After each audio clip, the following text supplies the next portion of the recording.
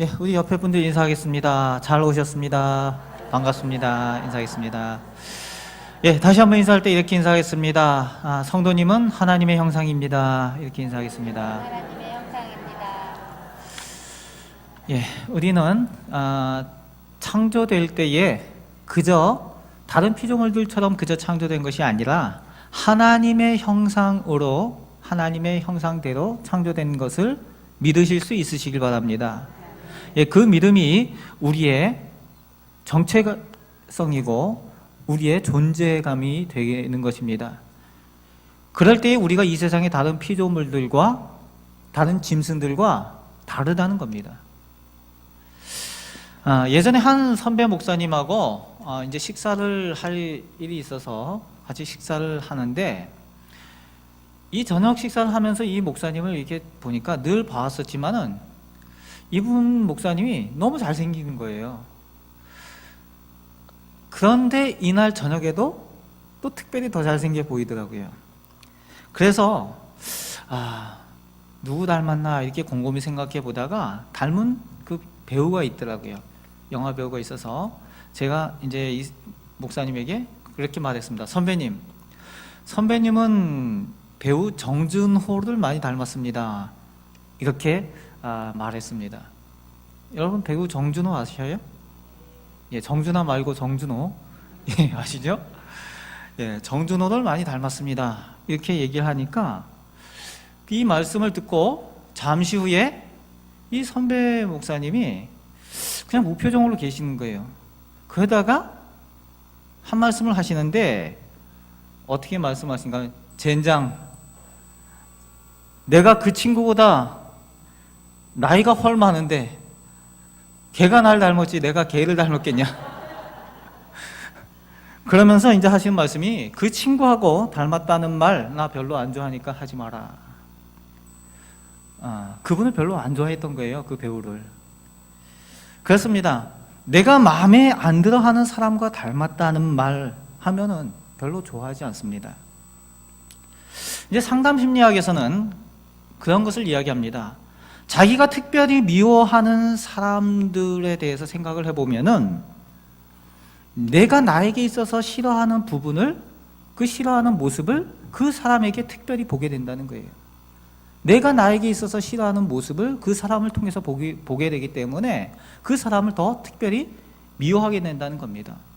나의 단점이라고 생각하고 나의 약점이라고 생각해서 나 이런 모습, 내 모습이지만 너무 싫다 하는데 그 사람에게 그 모습이 나타나면은 그게 싫어서 그 사람을 미워하게 된다는 것입니다. 요즘 젊은 사람들, 특별히 젊은 남자 세대에게 누구 닮았다라고 하면 좋아할까요?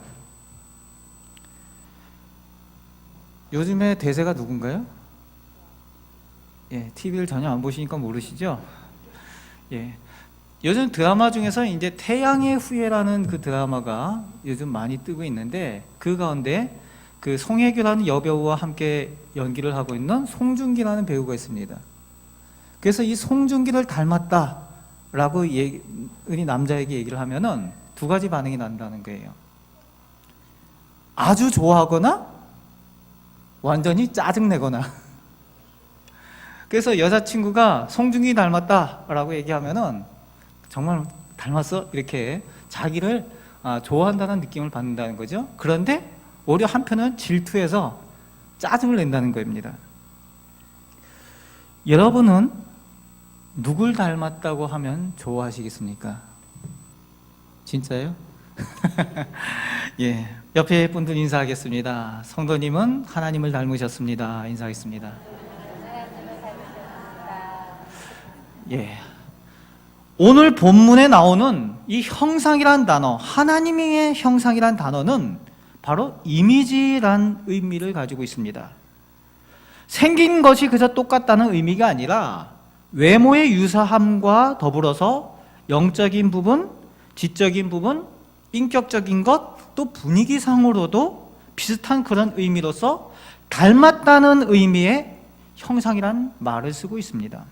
그래서 원어로는 첼렘이라는 단어를 쓰고 있는데, 이 형상에 대해서 이게 설명을 해보자면은 이렇게 이해하기 쉽게 생각을 한다면은 여러분 가정에 여러분의 형상이 있습니다. 무엇일까요? 예, 이미 눈치채고 계신 분들 계시죠? 바로 우리 자녀들입니다. 우리 성도님들과 모든 면에서 닮아 있는 자녀들이 바로 형상입니다. 이해가 되시겠습니까? 그것이 바로 즉 첼렘이라는 것입니다. 그래서 자기 형상에 대한 부분을 생각할 때에 아이들이 똑같이 생긴 아이들이 한 100명이 앉아 있어도 딱 알아내죠. 저놈이 내 아들이다, 내 딸이다, 딱 알게 되는 거죠. 이미지가 같기 때문에 그렇습니다. 그게 바로 첼렘입니다. 그런데 성경이 쓰여지던 그 시대 고대 근동 문화에서는 이 형상의 의미는 그 자녀, 특별히 아들이라는 의미로 이 형상이라는 의미가 쓰여졌습니다. 대체로 고대 근동에 이집트나 메소포타미아 그리고 바벨론 이런 문화에서 나타나는 여러 신들 가운데 이야기할 때에 그리고 그 신들의 형상으로서 왕이나 황제들, 그 고대 근동의 왕이나 황제를 지칭할 때에 신의 형상이라는 그런 단어를 사용하고 있습니다. 그래서 신의 살아있는 형상으로서 신의 대리인이며 동시에 신의 아들인 왕들을 표현할 때에 형상이라는 단어를 써왔습니다. 예전에 이제 제가 예배 시간에 한번 설명을 했던 것 같습니다. 성경 가운데도 이것에 대한 그 단어를 쓰고 있죠. 이집트 왕, 애굽왕을 뭐라고 합니까? 바로라고 하죠. 이 바로라고 할 때에 이 바라고 붙은 그 바는 아들이란 뜻입니다. 아들. 그러면은 뒤에 로는 신의 이름을 이야기를 하는 것이거든요. 그러니까 우리가 이제 성경에서 이야기할 때에 바요나 시모나 이런 단어를 들어보셨죠? 바요나 시모나. 이 요나란 말과 요한이란 말은 같은 말입니다. 요한의 아들 시모나의 뜻과 바요나 시모나가 같은 말입니다. 그래서 요나는 구약 성경에 나오는 요나, 그리고 요한은 신약 성경에서 요나입니다. 그러다 보니 요한입니다. 그러니까 요한하고 요나는 어원적으로 같은 말이에요. 그러니까 바요나 시몬, 요한의 아들 시몬 같은 말입니다. 그러니까 요한의 아들이란 뜻이 바가 됩니다. 그러니까 바로 하면은 로신의 아들, 그러니까 영어로 얘기하면 파라오 얘기를 합니다. 파라오, 바라오, 라신, 태양신 라의 아들이다라는 의미로서 그 이집트 왕들을 이렇게 지칭을 했었습니다. 역시 성경은 이런 문화적 배경에서 오는 그런 오늘 본문을 그렇게 기록을 하고 있습니다. 이미 태초에 하나님께서 사람을 창조하실 때에 다른 창조물들처럼 그냥 말씀대로 간단하게 창조를 그저 하신 것이 아니라 특별한 목적을 가지고 사람을 창조하신 것을 세밀하게 다루고 있습니다. 오늘 본문이 바로 그 내용입니다. 하나님께서 특별하게 창조하셨다는 거예요.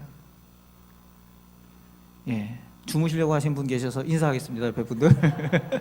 예, 하나님께서 성도님을 특별하게 창조하셨습니다. 하나님께서 성도님을 특별하게 사랑하십니다.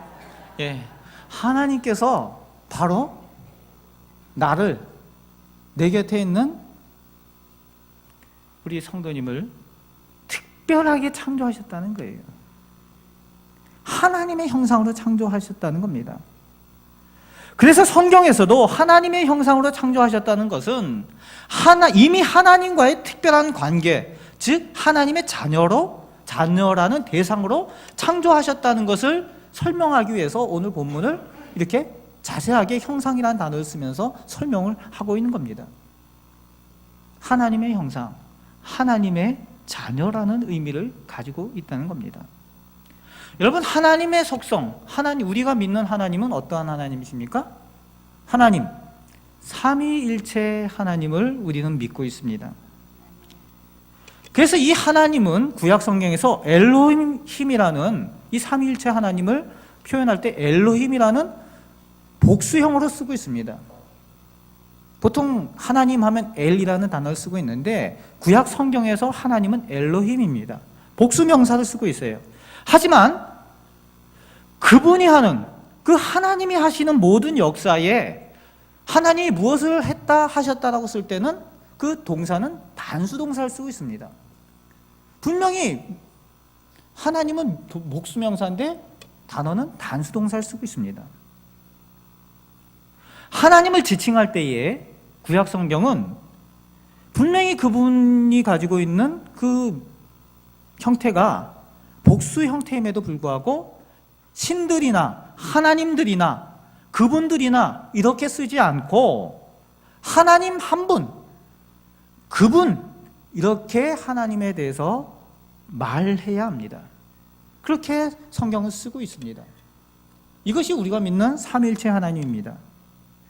그래서 이 삼위일체 하나님의 특징은 한 분 하나님 안에 세 가지 위격이 있으시고 기능과 직능이 그리고 본성이 각각 다르십니다.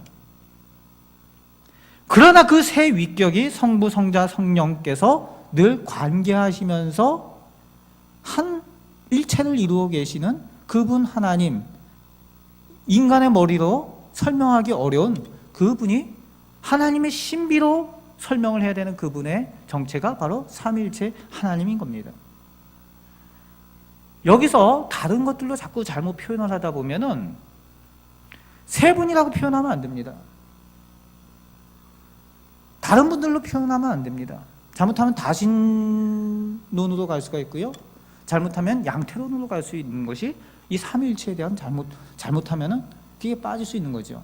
이건 이론적인 부분이 아니라 잘못하면 이단으로 간다는 얘기입니다.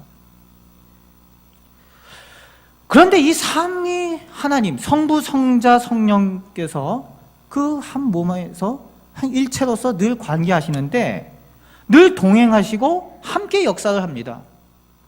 그래서 이 삼위일체 하나님의 특징은 관계적 속성을 가지고 있습니다. 따라서 해볼까요? 관계적 속성. 관계적 속성. 삼위일체 하나님께서 그 특징상 늘 함께 동역을 하신다는 겁니다. 늘 함께 하신다는 거예요. 말씀이 있는 곳에 성령의 능력이 임한다는 겁니다. 하나님 아버지의 뜻이 있는 그곳에 하나님 성자 예수님 말씀이 계시고 그 가운데에 성령의 역사가 그 가운데 능력으로 임하신다는 거예요. 그게 바로 삼위일체 하나님의 존재적 특징입니다. 그래서 그것을 관계적 속성이라고 합니다. 그 관계적 속성을 가진 하나님께서 이 삼위일체 하나님이 동역을 하시고 그리고 하나님께서 또 어떻게 하십니까? 사람과 함께 하나님의 형상으로 창조하신 그 사람과 함께 또 동역을 하십니다. 하나님의 관계적 속성 때문에 그렇습니다. 그래서 하나님의 형상으로 지음받은 사람의 특징도 무엇보다 이 관계적 속성을 가진 것입니다.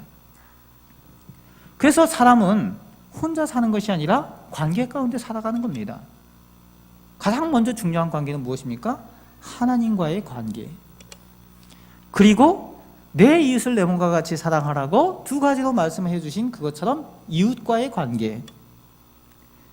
사랑이라는 그 관계의 특징을 가지고 함께 하는 것, 그것이 바로 하나님의 형상으로 지음받은 그 사람의 관계적 특징이라는 겁니다. 그래서 하나님은 사랑이시라, 이렇게 하나님의 특징에 대해서 성경은 표현을 하고 있습니다. 여러분, 사랑은 혼자 합니까? 사랑은 대상이 있는 거지요. 사랑은 대상이 있습니다. 그래서 성경의 전체의 내용은 사랑이 되어지는 겁니다. 혼자가 있는 것이 아니라 하나님과 사람이 하나님과 그리고 사람과 사람이 함께하는 그 관계적 특징을 가지고 있는 것, 이것이 하나님의 형상의 특징이라는 겁니다. 하나님께서는 다른 피조물과 달리 사람을 하나님의 자녀로 함께 소통하기 위해서 그렇게 창조하셨다고 성경은 우리에게 가르쳐주고 있습니다. 네, 많이 어려운 것 것을 제가 설명을 드렸는데 그래도 많이 안 졸고 들어주셔서 감사합니다. 하나님께서는 우리 사람을 하나님과 소통하도록 만드셨다는 겁니다. 같이 해볼까요? 하나님과 소통하도록 창조하셨습니다.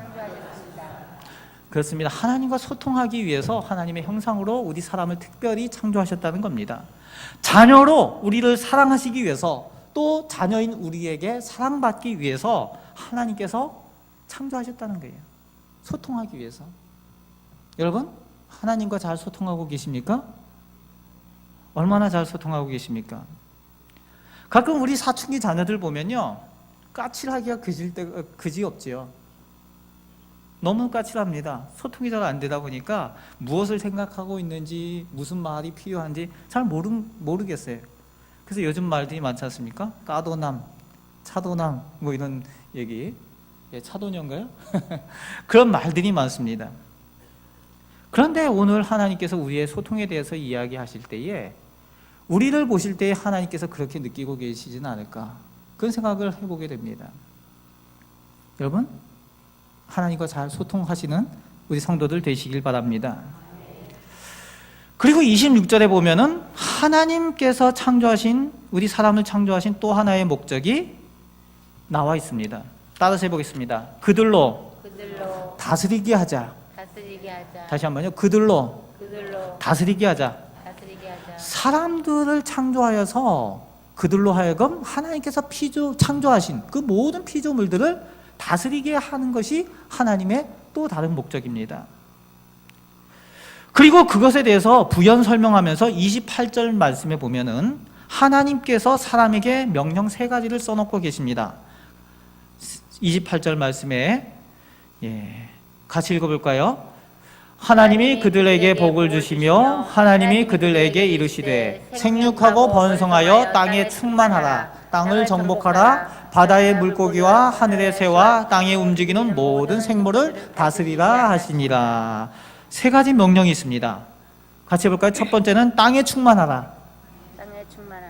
두 번째는 땅을 정복하라. 그리고 3번째는 모든 생물을 다스리라. 찾으려니까 힘들죠? 저기서. 땅에 충만하라. 생육하고 번성하여서 땅에 충만하라. 이것이 첫 번째 하나님의 명령이고요. 그 다음에 2번째는 땅을 정복하라 이렇게 말씀하십니다. 땅을 정복하라는 것은 하나님께서 창조하신 그 모든 피조물들을 정복하라는 거예요. 그리고 3번째는 모든 생물을 다스리라 이렇게 명령하고 있습니다. 이 명령을 통해서 하나님 말씀하시는 겁니다.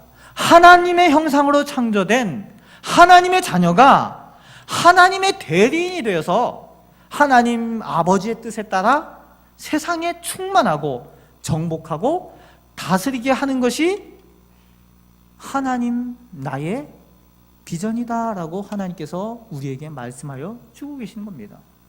여러분, 하나님의 비전을 다른 피조물들이 아니라 하나님의 형상에 따라 창조한 하나님의 자녀인 우리에게 하나님의 비전을 심어주신 겁니다. 땅을 정복하라, 땅을 다스리라, 모든 것을 다스리라. 하나님의 비전이 우리에게 주어져 있는 것입니다. 그런데 여러분, 우리는 어떤 비전을 가지고 있습니까? 여러분, 하나님께서 창조하신 사람으로, 하나님의 자녀로 나는 어떤 비전을 가지고 살아가고 있습니까? 오늘 요담 내용은 오늘 아기학교에서 제가 설교했던 내용과 중복이 되겠습니다. 존 C 맥스웰이라는 목사님이 우리는 어떻게 자녀를 양육하고 있는가? 이런 질문을 했습니다. 그러면서 자녀를 양육함에 있어서 부모는 꿈과 비전이 있어야 된다. 꿈을 꾸고 비전을 가져야 된다라고 말을 했습니다. 꿈과 비전을 가져야 된다는 겁니다. 그런데 부모의 꿈이 아이를 망친다라고 그 다음에 말을 하고 있습니다. 꿈과 비전을 가지려면서 그 다음에 하는 얘기가 부모의 꿈이 아이를 망친다라고 말합니다. 부모의 비전이 자녀를 힘들게 한다라고 말을 하고 있습니다. 그러면서 질문합니다. 부모의 꿈이냐? 아이의 꿈이냐? 무엇이 우선이냐? 라는 질문을 하죠. 자, 그 답이 무엇이겠습니까? 부모의 꿈이냐? 아니면 아이의 꿈이냐? 답이 뭘까요? 예. 자, 희망사항인 것 같아요. 그죠? 아이가. 그런데 놀랍게도 뭐라고 답을 하는가 하면은 이 목사님은 부모의 꿈도 아이의 꿈도 아니다. 그럼 뭐냐? 하나님의 비전, 하나님의 꿈이어야 된다라고 결론을 맺고 있습니다. 부모의 꿈도 아니고 아이의 꿈도 아니고 하나님의 비전, 하나님의 꿈이어야 한다는 겁니다. 사람이 가지고 있는 꿈은 한계가 있어서 사람들이 꿈꾸는 것은 세상을 살면서 성공해서 돈 잘 벌고 출세하고 권력을 가지고 명예를 가지고 아파트, 집, 재물, 좋은 차 이런 것들로 행복하고 평안한 삶을 살아가는 것, 그런 것을 그저 꿈꾼다는 겁니다. 그래서 뭐가 되느냐라는 것을 다루고 있습니다. 결국 사람이 가지는 비전은 결국은 돈을 벌고 명예를 얻고 권력을 얻고 하는 것들이 마치 그것이 꿈을 이룬 것 같지만 한편으로 돌아보면 돈에 매이고 권력에 지배당하고 명예에 지배당하는 그런 꿈일 수밖에 없는 것이 인간의 꿈이다라고 설명을 합니다. 그러면서 이제 이 존 맥스웰 목사님은 하나님의 비전에 대해서 설명을 하면서 성경에 요셉에 대한 이야기, 야곱에 대한 이야기를 하면서 이들에게 다 주어졌던 것은 사람의 꿈이 아니라 하나님의 꿈이었던 것을 상기를 시킵니다. 하나님께서 주시는 비전일 때에, 그리고 그 비전을 이루어 가시는 분이 하나님일 때에 진정 그 꿈이 축복이 되고 또 그것이 참된 비전이 되고 꿈이 되고 기쁨이 되어진다라는 것을 설명을 하고 있습니다. 여러분, 성경 가운데 나오는 이 요셉의 비전이나 야곱의 비전, 이런 모든 믿음의 조상들의 그 비전은 바로 창조 때에 하나님의 형상인 사람들에게 주셨던 하나님의 그 비전입니다. 무엇입니까? 정복하고 다스리라. 하나님의 비전을 가질 때에 하나님의 뜻을 따르게 되고, 그리고 하나님의 방법으로 정복하고 다스리는 하나님께서 대리자로 세우는 위대한 지도자들이 될 줄로 믿습니다. 우리 자녀들이 이런 은혜 가운데 성장할 수 있도록 양육하시는 우리 성도들이 되시길 바랍니다. 하나님의 형상으로 지음받아서 하나님의 이미지를 가지고 있는데 우리는 그것을 어떻게 사용하고 있습니까? 하나님의 형상을 받았어요. 우리는 어떻게 사용하고 있습니까? 죄로 인해 어두워지면은 하나님의 비전을 잃어버리게 됩니다. 깨닫지 못하게 됩니다. 그리고 하나님의 뜻과 방법도 다 어그러지게 됩니다. 그래서 우리가 범죄한 후에 어떻게 되었습니까? 아담과 하와, 태초의 우리 할아버지 할머니들이 범죄한 후에 어떻게 되었습니까? 하나님의 비전을 다 잃어버린 사람들이 되었습니다. 그리고 무엇 하게 됩니까? 그저 먹고 살기 위해서 땀을 흘릴 수밖에 없는 그런 존재가 되어버린 것이 인간의 모습입니다. 고귀하게 창조되었지만 하나님의 비전을 잃어버리고 나니까 그저 얼굴에 땀이 흘러야 먹을 수 있게 되는 그런 존재밖에 되어지지 않는 것이 사람의 존재가 되었다는 겁니다. 오늘 우리도 마찬가지입니다. 하나님의 비전을 잃어버리면은 그런 존재로 그저 하루하루 살아가는 그런 사람이 될 수밖에 없다는 겁니다. 그리고 정복하고 다스릴 대상은 하나님께서 맡겨주신 모든 피조물들인데 그 대상이 잘못되고 그 방향이 잘못되어져 버립니다. 마치 짐승처럼 약한 자, 약한 민족, 약한 사람들을 괴롭히고 그리고 가정에서 아내에게, 자녀에게 폭력을 행하고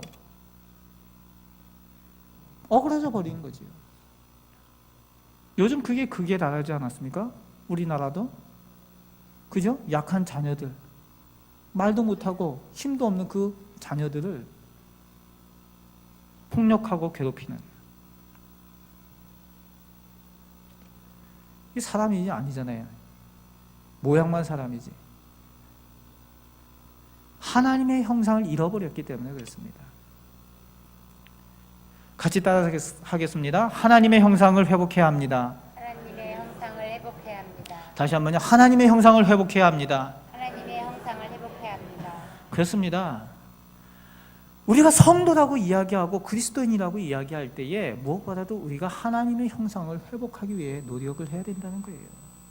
그래야 우리의 방향이 올바르고요. 우리가 관계하는 대상이 올바르게 되고요. 우리가 정복하고 다스려야 되는 그 비전, 하나님의 비전을 우리가 이루어 갈 수 있는 줄 믿습니다. 하나님의 형상을 회복해야 합니다. 그럼 어떻게 하나님의 형상을 회복할 수가 있겠습니까? 계속 바라보아야만 합니다. 하나님의 형상을 회복하기 위해서는 우리가 무언가를 해야 되는 것이 아니라 계속 바라보아야 하는 겁니다. 무엇을 보느냐에 따라서 그것을 담게 되어 있습니다. 무엇을 보느냐에 따라서 그것을 그대로 담게 되어 있죠. 이런 소설이 있습니다. 어니스트란 소년이 사는 마을이 있습니다. 이 어니스트란 소년이 사는 마을에는 큰 산이 뒤에 있는데 그 산에 큰 바위가 있어요.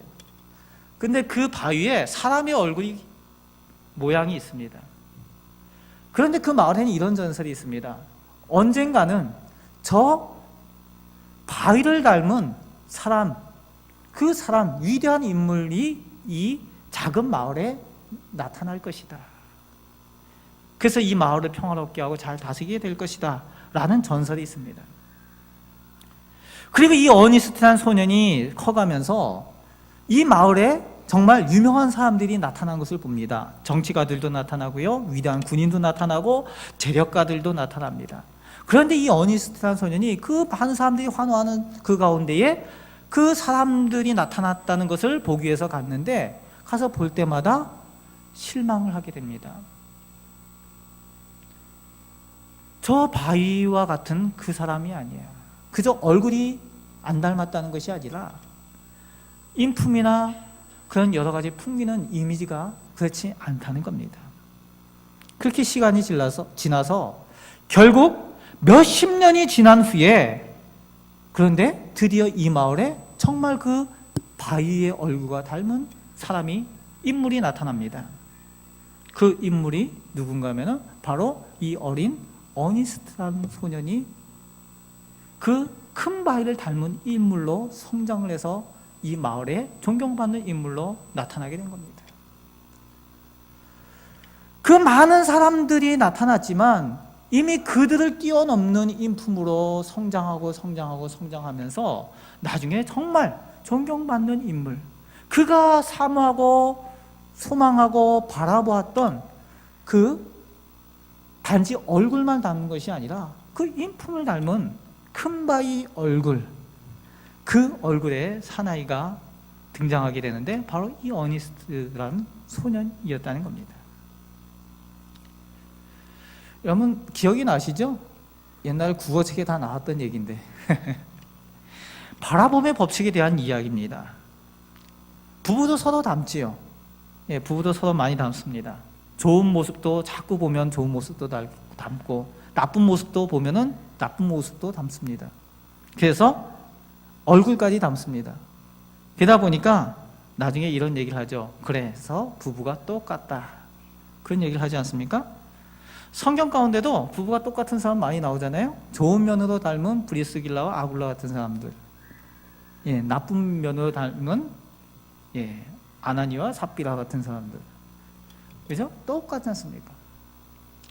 최근에 우리 곁에 크리스찬 중에서 저는 그런 사람들 봅니다. 그 현이라는 분하고 정혜영인가요? 예. 예전에 이제 제가 화곡동에 있을 때 이분들을 직접 가까이서 뵌 적이 있었는데 어쩌면 그럴 수가 있습니까? 너무 부부가 똑같은 거예요. 처음에는 그렇게 같지 않았지만 얼마나 같은지 몰라요. 아이들을 그 이방에다가 키우면서 또 전 세계적으로 지금도 800명이 넘는 아이들을 후원하고 돕는 거예요. 그러면서 그것에 대해서 자랑하거나 그러지 않습니다. 그리고 자기 집을 가지고 있잖아요. 지금도 살아가는 그 집이 전세라는 거지요. 얼마나 유명한 사람들이고 얼마나 많은 것들 가질 수 있는 사람인데 부부가 똑같더라고요. 여러분, 이분들이 누굴 바라보고 있겠습니까? 바로 예수님을 바라보고 있었기 때문에 이분들은 가능했습니다. 이 션이라는 그분하고 대화를 할 때에 예수님의 그 말을 기억한다는 거예요. 인자는 머리 둘 곳이 없다. 그것을 자기들 기억하고 있다는 그 얘기를 들은 적이 있습니다. 우리는 오늘 누구를 바라보고 있습니까? 하나님을 바라보아야만 합니다. 예수님을 바라보아야만 합니다. 그래야 예수님을 닮고 하나님을 닮을 수가 있는데 얼마나 우리는 주님을 바라보는 일에 시간을 투자하고 있습니까? 여러분, 하나님을 바라보지 않고 세상을 바라보고 TV를 바라보고 파란종에 있는 세종대왕을 자꾸 그것만 바라보고 있으면 어떻게 주님을 닮을 수 있겠냐는 겁니다. 그러면서 하나님을 닮는다 어불성설일 수밖에 없는 거죠. 옆에 분들 인사하겠습니다. 주님을 바라보십시다. 주님을 바라봅시다.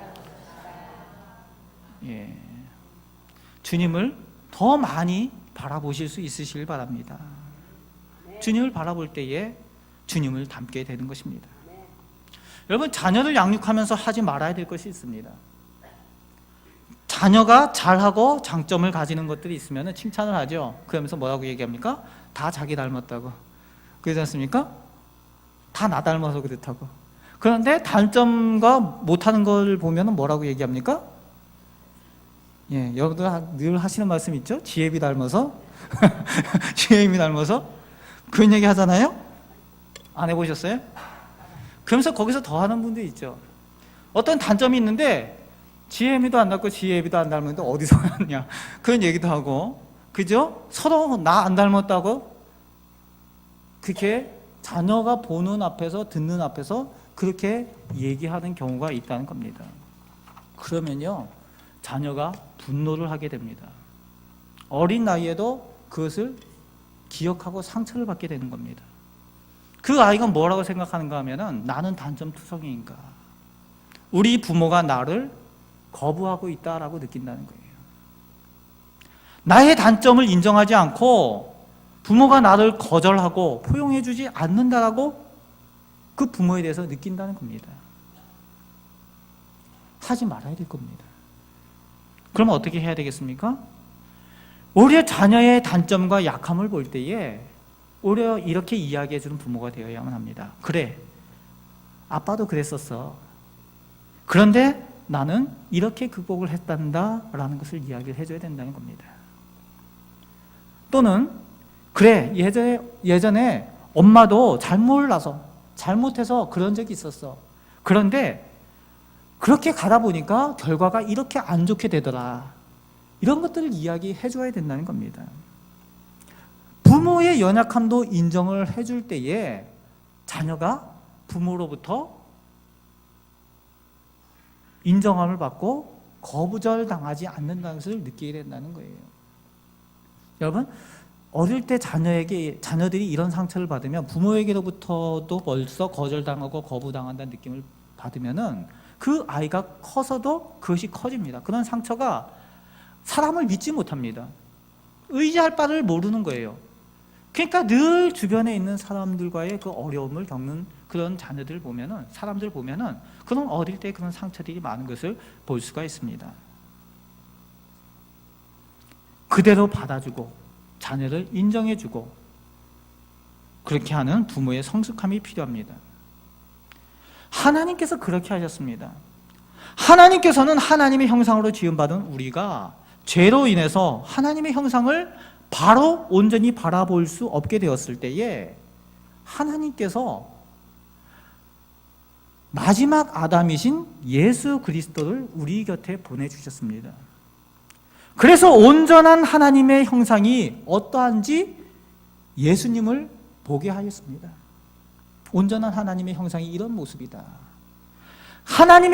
하나님께서 우리를 향한 비전이 무엇인지 예수님의 삶을 통해서 보게 하셨습니다. 그리고 이 세상을 무엇으로 어떻게 정복하고 다스려야 하는지 예수님의 십자가의 사랑을 통해서 보고 알게 하셨습니다.